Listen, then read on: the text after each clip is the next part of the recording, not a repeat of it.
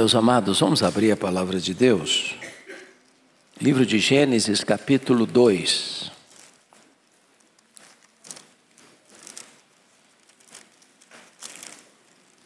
Gênesis, capítulo 2, verso 24. Hoje não vou pregar um sermão expositivo, como é meu hábito fazê-lo, mas um assunto temático. Conforme foi dito, vamos falar sobre os mitos do casamento. Então vamos ler esse texto. Gênesis 2:24, que diz assim: Por isso deixa o homem pai e mãe e se une à sua mulher, tornando-se os dois uma só carne. Walter Trobes, no seu livro Eu Amo Você, conta uma história engraçada. Ele diz que quando Deus criou o homem e a mulher, Adão e Eva, que Adão então, ao dormir e passar pela primeira cirurgia da história, acorda sem uma costela, mas vê um Miss Universo diante dele. Só tinha ela, é bem verdade. Mas então ele vai para casa feliz da vida. Feliz da vida. Diz Walter Trobes, na sua história, que passada uma semana, o Adão volta cabisbaixo, macambúzio, triste, e diz assim para Deus: Deus, eu vim devolver essa mulher, eu não dou conta. Ela fala muito, chora por qualquer coisa, então eu não dou conta, então vim devolver. Aí diz a história que Deus diz: mas é isso mesmo, Adão, que você quer? Mas é sim, senhor, é isso que eu quero. Não dou conta, não. Tá bom, tudo bem. O Adão voltou aliviado. Passada uma semana, lá vem o Adão de volta, triste, macambúzio. E diz: Deus, eu pensei melhor, e a minha vida ficou muito vazia sem a minha mulher. Eu não sei viver sem ela. Eu queria pedir ao Senhor para me devolvê-la. Aí diz a história que Deus perguntou: mas é isso que você quer, Adão? É isso mesmo? É, Senhor, é isso que eu quero. Eu não sei viver sem ela, não. O Adão voltou feliz da vida com sua mulher para casa. Passada uma semana, lá vem o Adão, triste, macambúzio, surumbático. Deus, eu pensei bem, agora é definitivo. Eu não dou conta mesmo. Eu vim devolver, agora é definitivo. Não dá certo mesmo. Então diz a história que Deus diz assim para Adão: Adão, você não sabe viver sem ela. Você vai ter que aprender a viver com ela. E aí começa então a saga do casamento. A ideia de que casaram e foram felizes para sempre é tema de novela e de filme, mas não é verdade na vida real. A felicidade conjugal não é automática. Quando você vê um casal feliz, que tem uma vida conjugal equilibrada, sensata, bonita, por trás tem muito trabalho. Tem boa comunicação, tem paciência, tem amor, tem perdão, tem compreensão, tem apoio, tem recomeço. Então, hoje eu queria olhar e ver alguns mitos que ainda hoje as pessoas mantêm sobre casamento. O texto aqui retrata 3 características de um casamento. Primeiro, o casamento, ele é heterossexual. Por isso, deixa o homem, seu pai e sua mãe, se une à sua mulher. Então, é um homem e uma mulher. É um masculino e um feminino. Segundo, esse casamento aqui é monogâmico. Deixa o homem, seu pai e sua mãe, se une à sua mulher e não às suas mulheres. Então, tanto a poliginia, um homem ter mais de uma mulher, quanto a poliandria, uma mulher ter mais de um homem, está fora do projeto de Deus. Terceiro, o casamento é monossomático. Os dois se tornam uma só carne. O que significa? que o sexo antes do casamento está fora do padrão de Deus, o sexo fora do casamento está fora do padrão de Deus, mas o sexo no casamento é uma ordenança de Deus. Os dois se tornam uma só carne. Mas, uma vez esse casal, junto, casados, quais seriam os mitos que é preciso evitar para não criar confusão, para não criar expectativas irreais? Então vamos lá. Primeiro mito. O primeiro mito é que o amor romântico é suficiente para fazer um casamento feliz.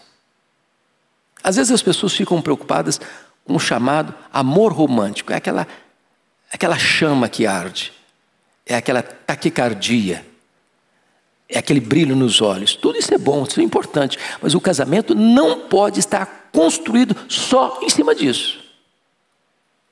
Que esse amor vai precisar de algo mais sólido, mais consistente. Reverendo Adão Carlos do Nascimento, um eminente ministro do Evangelho, amigo muito querido, num dos seus livros ele diz o seguinte: o que sustenta o casamento é o compromisso. Porque pode ser que na jornada da caminhada conjugal, o tanque desse sentimento esteja vazio quase. Tem hora que você quase que precisa andar na reserva. Porém, o compromisso mantém o casamento intacto e de pé.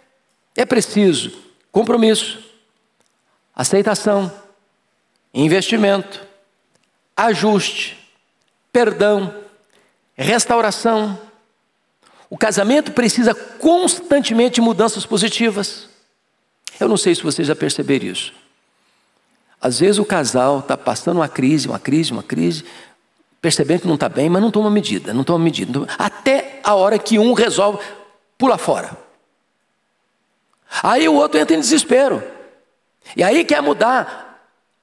Por favor, não espere uma crise bater a porta para ter mudanças positivas. Não permita que a crise desande a relação para acordar para a vida.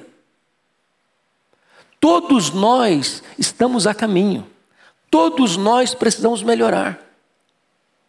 Todos nós precisamos construir a base para um casamento feliz. Não tem ninguém pronto e acabado.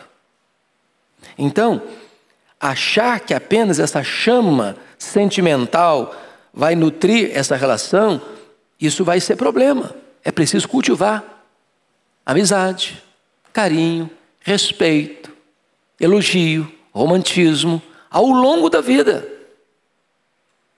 Ao longo da vida. Então, vamos ao segundo mito. A chave para o casamento feliz é encontrar a pessoa certa. Já encontrou gente assim? Já casou? Falou, não casei ainda não. Por que não casou ainda? Estou procurando a pessoa certa. Onde está essa pessoa? Qual é o endereço dela? Me dá o CPF dela. Vamos lá. A questão não é essa, procurar a pessoa certa, porque quando eu digo que eu estou procurando a pessoa certa, eu estou passando tacitamente a ideia de que eu sou uma pessoa certa. Eu já estou pronto e acabado. O outro é que tem que se adequar a mim. Eu sou o centro do universo.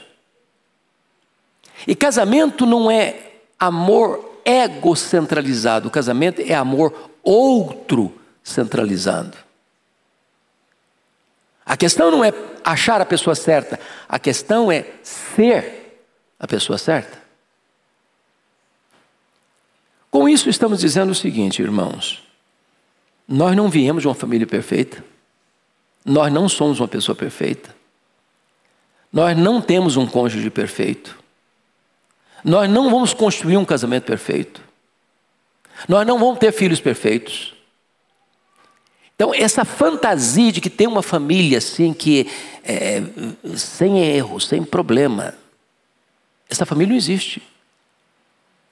Eu ponho os dois pés para trás, quando eu escuto o seguinte testemunho: eu sou casada há 50 anos, eu nunca tive isso aqui de entrevero com meu marido, com a minha mulher. Quando eu escuto isso, eu fico pensando assim, deve ser um anjo disfarçado entre nós. Não deve ser filho de Adão.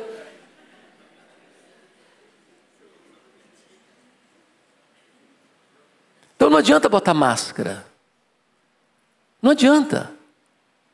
Porque se a gente bota máscara, a gente cria a ideia de que fulano tem um casamento perfeito. Vai comer um quilo de sal com ele para ver? Mora com ele um mês. Então, essa ideia de que eu preciso encontrar a pessoa perfeita, não é real.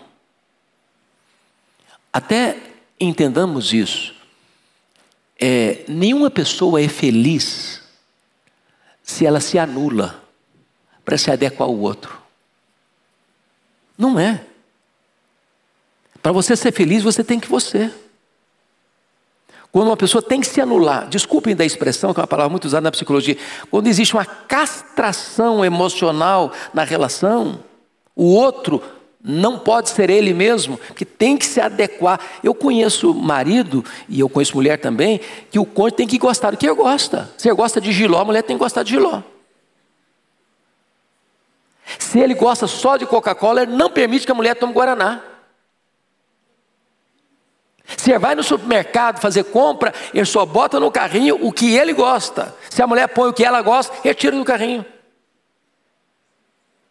Não é feliz assim, onde você não considera o outro, não aceita o outro. Terceiro mito.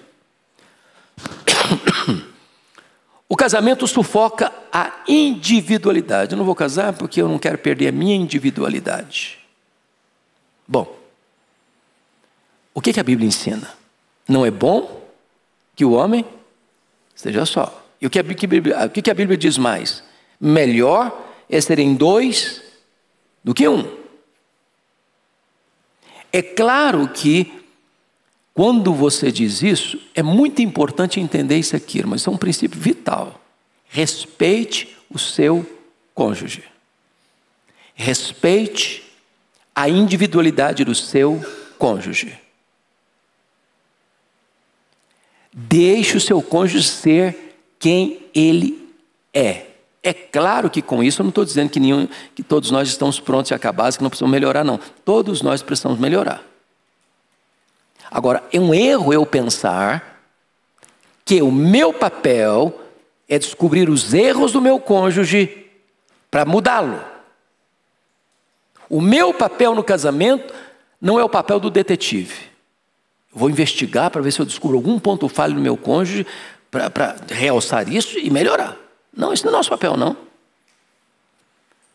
No casamento, um elogio sincero vale mais do que 1000 críticas.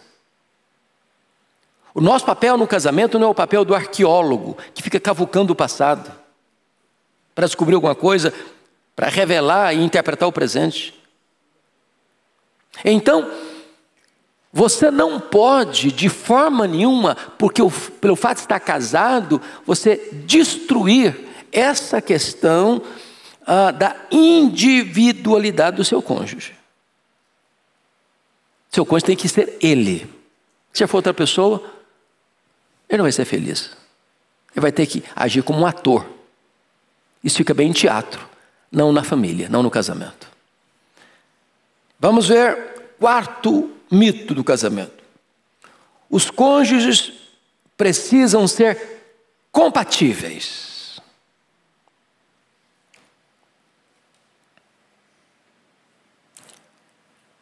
Isso é mito. Casamento não é a união de dois iguais. Casamento é a união de dois diferentes. E às vezes até opostos. Aliás, já tem obras sobre isso. São os opostos que se atraem. Você já pensou duas pessoas introvertidas casadas? Um fala nada, o outro fala menos nada. Seria um silêncio sepulcral na casa. Agora, já imaginou dois explosivos? Como diz o ditado, dois bicudos não se beijam. Então, as diferenças no casamento não são coisas negativas, não, são uma bênção. Graças a Deus, que a sua mulher é diferente de você, seu marido é diferente de você. Se fosse tudo igual, você se olharia no espelho Estava tudo certo. Então, vejam vocês que não existe esse negócio de cônjuge 100% compatível. Todo cônjuge precisa de ajuste, se adequar. É por isso que a Bíblia diz que casamento é um mistério, diz o apóstolo Paulo. Mistério. E mais, a Bíblia diz que casamento é algo incompreensível. Está lá em Provérbios 30. Há 3 coisas que me impressionam, diz ele. O caminho do navio no mar, o caminho da cobra na pedra, o caminho da águia no céu. Mas uma 4ª coisa, essa eu não entendo. E o que ele não entende? É o caminho de um homem com uma mulher, é o casamento. Isso é um mistério. 2 pessoas diferentes, tornando-se uma só carne e convivendo harmoniosamente. Nós temos famílias diferentes, hábitos diferentes, costumes diferentes, práticas diferentes, gostamos de coisas diferentes, de cardápio diferente, de cores diferentes. Eu já descobri, por exemplo, que eu não sei comprar roupa para minha esposa. Às vezes que eu comprei dei errado. Eu gosto de cor cheguei. De longe o cara vê que eu cheguei, porque eu gosto de cor só cor viva. Aí hoje eu já entendi. Não adianta eu comprar e chegar de surpresa. Vou com ela na loja. Minha filha, você escolhe. Meu papel é pagar a conta. Marido serve para essas coisas também, sabia? 5º aspecto. 5º mito. Os cônjuges precisam procurar defeitos no seu casamento para consertá-los. Quantas pessoas que acham isso? Eu não estou dizendo que eu não posso identificar um defeito no meu casamento, na minha vida, na vida do meu cônjuge, dos meus filhos, e buscar solução. Mas eu entendo que o melhor é você, em vez de buscar o erro no outro, identificar em você. Deixa eu ilustrar. Se eu chego para minha mulher e digo, eu acho que você deve mudar nisso para me agradar. Você acha que a abordagem é boa? Você acha que eu vou lograr êxito nisso? Eu vou criar mais um problema, vou não? Mas se eu chego para ela e digo o seguinte, olha, eu gostaria de saber de você o que é que eu estou fazendo que não agrada a você. O que é que eu posso mudar para o nosso casamento melhorar? A abordagem mudou.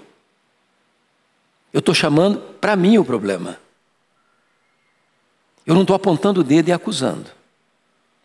Porque quando você faz essa colocação, eu gostaria de saber o que é que eu posso fazer para melhorar o nosso casamento, vai ter a contrapartida.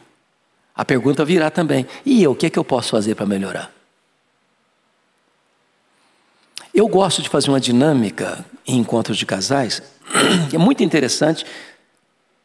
Se você for um encontro de casais, se você for preletor de encontro de casais, vale a pena você fazer essa dinâmica. Depois das palestras, você distribui um papel, como esse aqui, um branco. E você diz assim para cada um, para homem e mulher, você vai colocar no papel 3 coisas que você acha que o seu cônjuge pode melhorar para melhorar o casamento. Todo mundo põe as 3 coisas, ninguém assina. Aí você pega as respostas das mulheres, as perguntas das mulheres, e leva para os homens.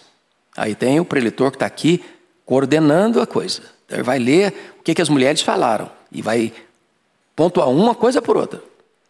Aí você pega as respostas, a colocação dos homens, leva para as mulheres. Ô, gente, sai cada coisa. Você toma um susto. Eu achei muita graça, porque um homem se autoelogiando, diz, meu casamento é perfeito, eu nunca teve problema, nunca teve erro. Nunca... E aí as mulheres estavam, todas as mulheres desceram a lenha nos homens. Todas. Eu fiquei imaginando que aquele irmão estava um pouco equivocado, sabe? Que a gente acha que tá com tudo, sabe? E às vezes não está com tudo não, não está com essa bola toda não.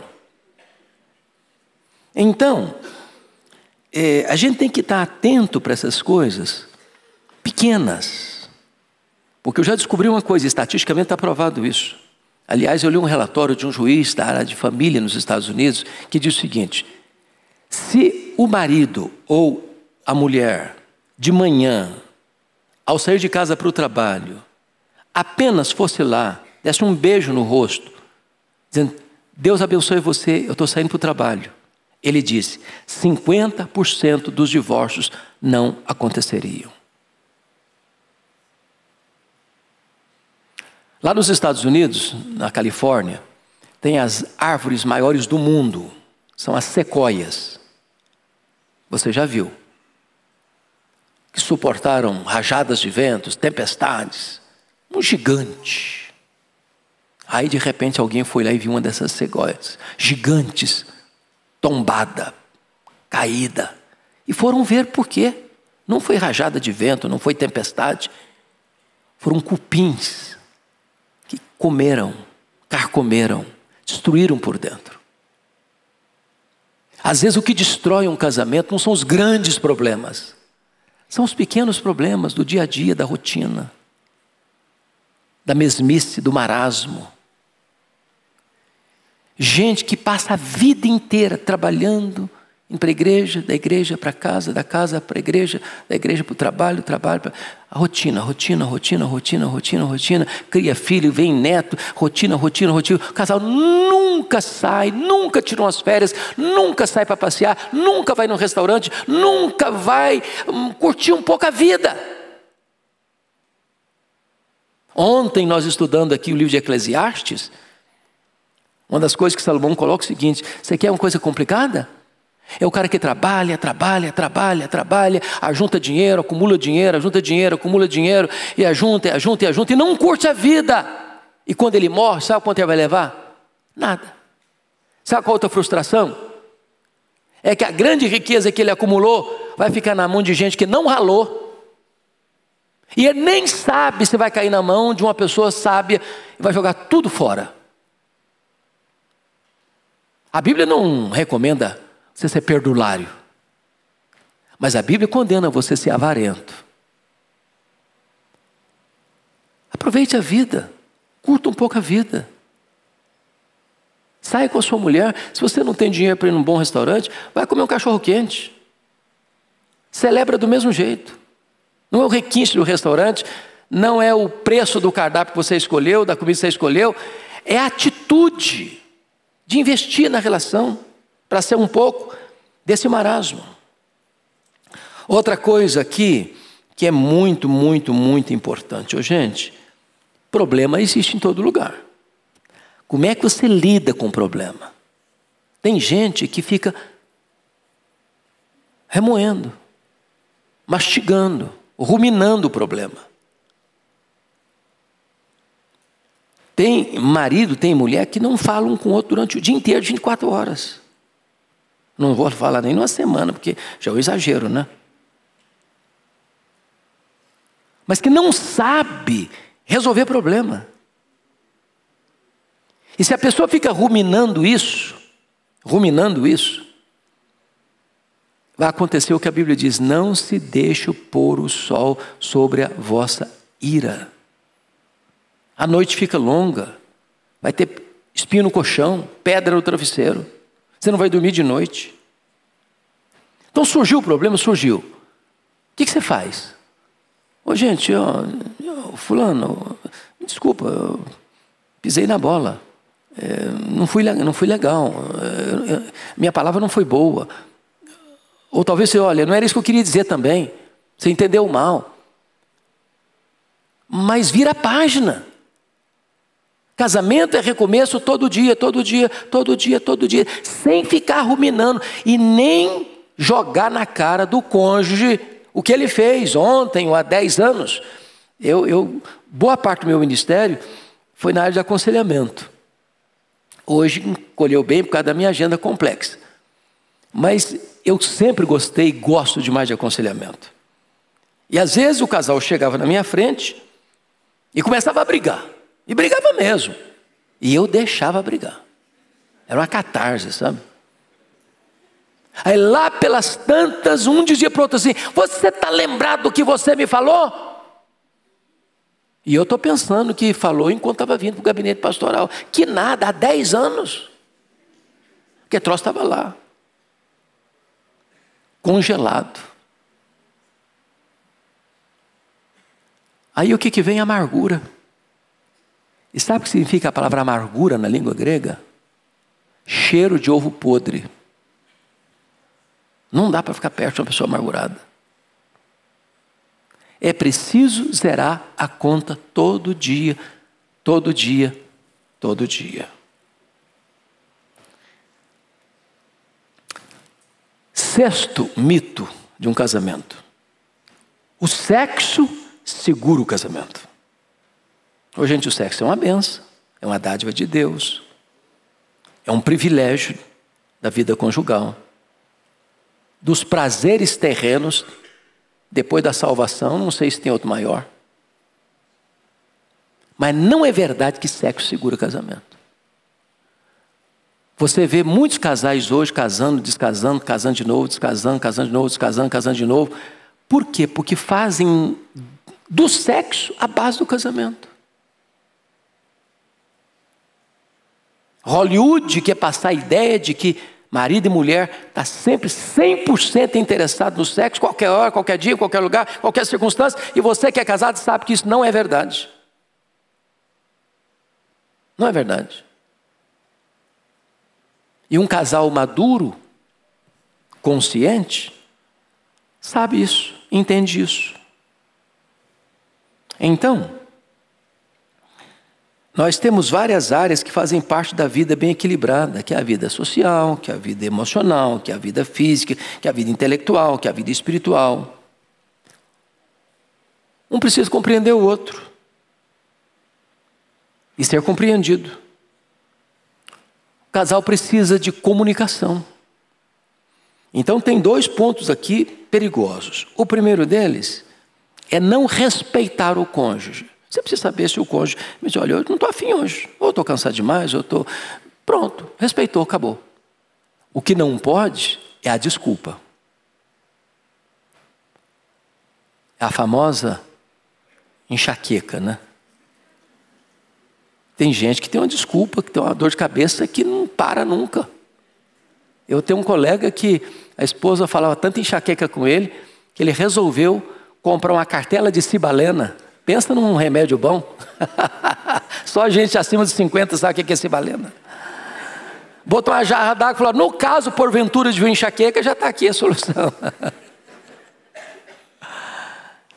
Então as 2 coisas estão erradas. Tanto aquela pessoa que quer a relação a seu tempo e a sua hora, 5 estrelas, como aquela pessoa também que dá desculpas para não fazer o dever de casa. O sexo é uma bênção, o sexo é fundamental. O sexo foi criado por Deus, foi instituído por Deus no matrimônio.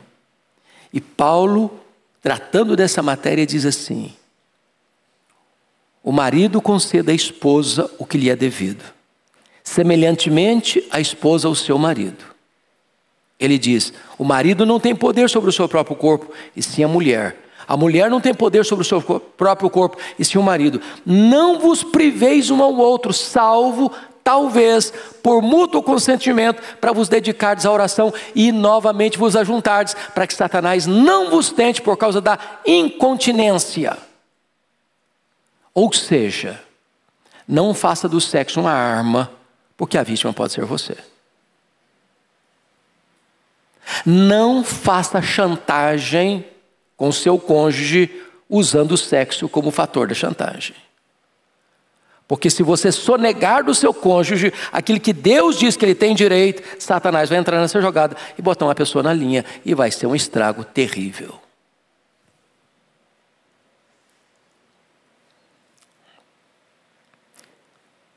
Vamos ver outro mito. Esse mito é muito complicado. Eu chamo de amor condicional. Se você realmente me ama, você jamais sentirá atração por outra pessoa. Preste atenção nisso aqui.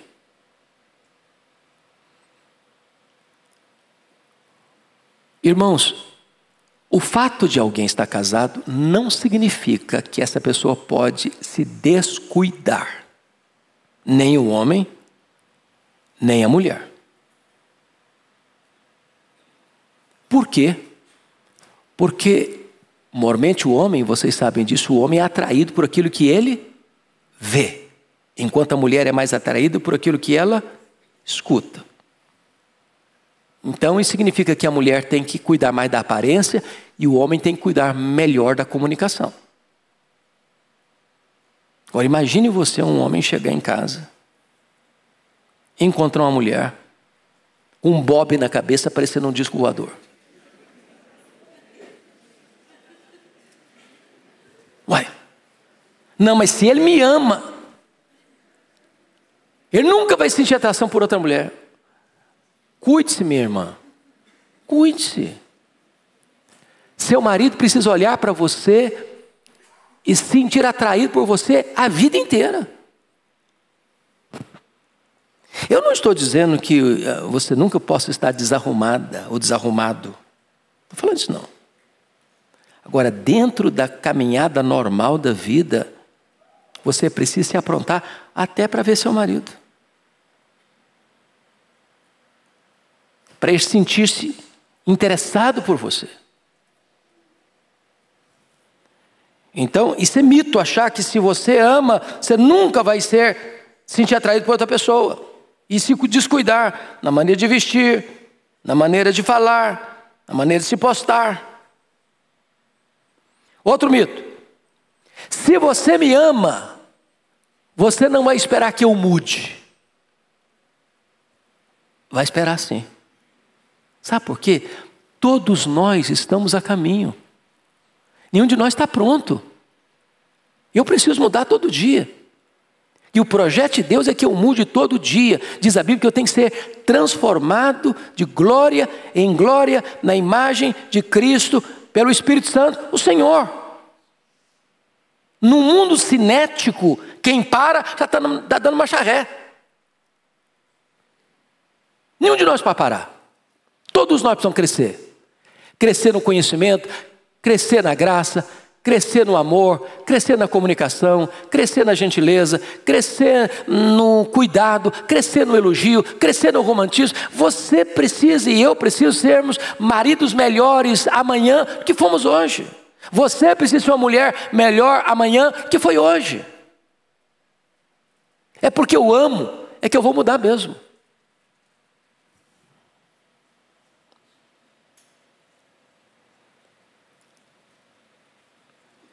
Agora é preciso ter comunicação clara. Eu li uma historiazinha interessante de um marido que saía de casa toda noite, dizendo para sua mulher que ele ia caçar. Aí ele voltava tarde da noite, a mulher estava dormindo, ela nem via chegar. Meses e meses. Aí um dia a mulher resolve ir lá no porão, a espingarda do cara lá. E ele disse que ia caçar. Ela falou, esse cara está me traindo, esse miserável. Ela ficou de tocar aí atrás da porta, quando ele chegou, ele deu um tiro nela. Ele deu um tiro nele, matou o cara. Ele está me traindo. Eu não aceito isso. Aí chegou o vizinho desesperado. O que aconteceu? Eu matei esse infeliz. Ele falou que ia caçar, a espingarda dele estava aqui. Estava caçando coisa nenhuma. Falei, minha filha, seu marido me confidenciou isso. Toda noite ele saía para trabalhar, fazer hora extra, porque ele está querendo te dar uma casa nova de presente. E ele precisava ganhar um valor extra para conseguir fazer o negócio. Faltou o quê? Comunicação. Então é preciso ser claro. Falar, olha, eu estou fazendo tal coisa, estou em tal lugar. Você está em tal lugar? Está em tal lugar.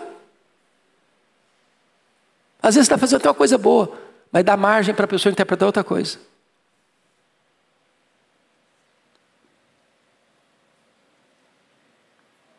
Bom, tem tantos mitos, né? Eu vou parar por aqui porque já passou da hora. A pergunta é a seguinte: o que eu posso fazer para o meu casamento melhorar? Nós não trouxemos nem papel nem caneta, mas queria que você escrevesse aí na página da sua mente. Um pouquinho pense nisso. 3 coisas que você pode fazer para o seu casamento melhorar. Agora, deixa eu fazer uma consulta. Tem gente solteira, viúva, divorciado, que está sozinho e que quer casar? Levanta a mão se tem gente assim. Graças a Deus tem gente. Olha, então, não desista do casamento não, tá?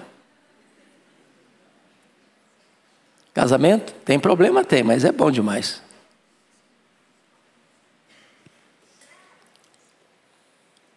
Três coisas que você vai colocar diante de Deus: eu quero melhorar nessa área, nessa área, nessa área.